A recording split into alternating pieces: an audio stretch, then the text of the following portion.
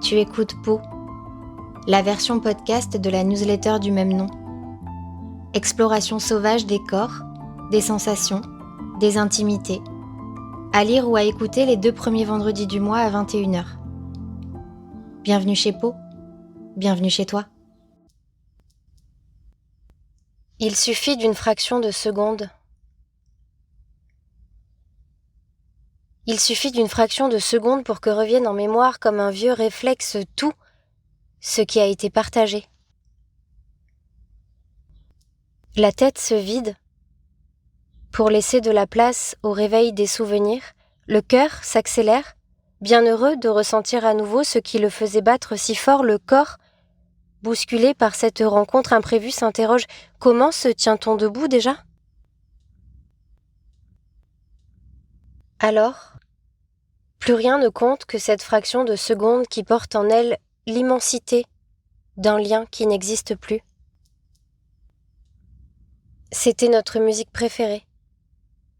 Et sa voix, son rire, surtout au milieu de la nuit, l'odeur de son parfum, les silences confortables, les promesses sur un coin de table et les confidences qui s'étiraient jusqu'à l'aube, les reproches qui racontaient la peur de se laisser et le goût du dernier verre qui ne savait pas qu'il était le dernier verre. Ces grandes amours, ces grandes amitiés, sur lesquelles nous avons tant veillé un jour, traversent la pièce comme de parfaites étrangères un autre jour. Ces grandes relations, éteintes, face auxquelles les sensations sous la peau se rallument comme immunisées contre le temps. Que reste-t-il de ces histoires quand elles sont terminées ? Nous ne marchons pas vraiment seuls. Nous portons en nous quelques morceaux de ce que nous avons choisi, choyé, quitté. Comme des empreintes qui réagissent infiniment, comme des présences invisibles qui nous escortent, comme des preuves qu'il s'est vécu quelque chose d'important.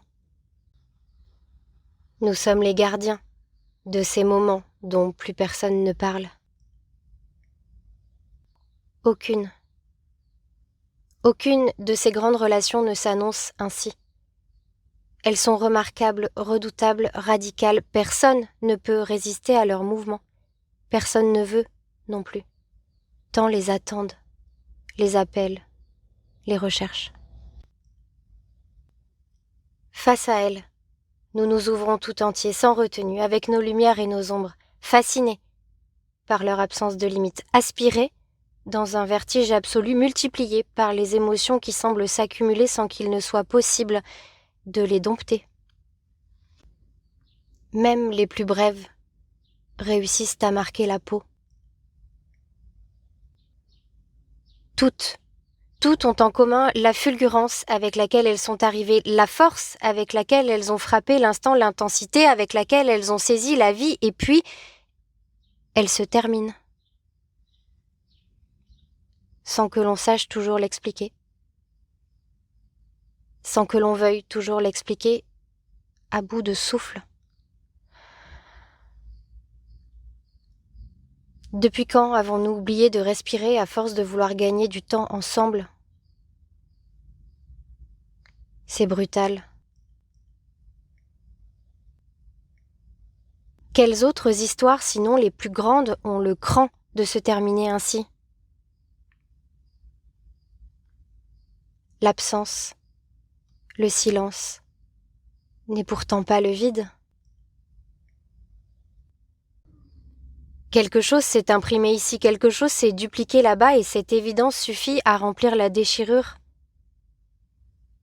Ces singulières laissent un espace sacré sous la peau, un refuge invisible, habité par les éclats de ce qui a été.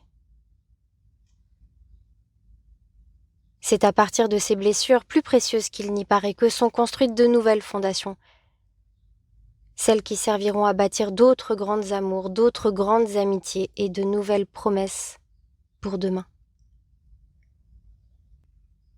De toute façon, est-il possible d'oublier ce qui a tout fait pour se rendre mémorable ?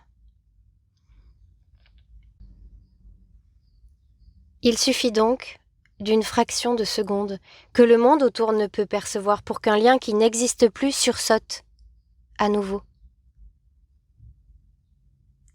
Jusqu'à ce que les visages s'éloignent, rejoignent la foule, redeviennent ceux que l'on ne croisera plus, abandonnant derrière eux notre certitude d'avoir au moins une fois touché au sublime.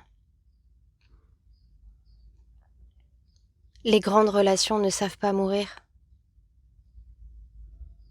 Les grandes relations ne savent pas mourir, et qui oserait le leur apprendre ?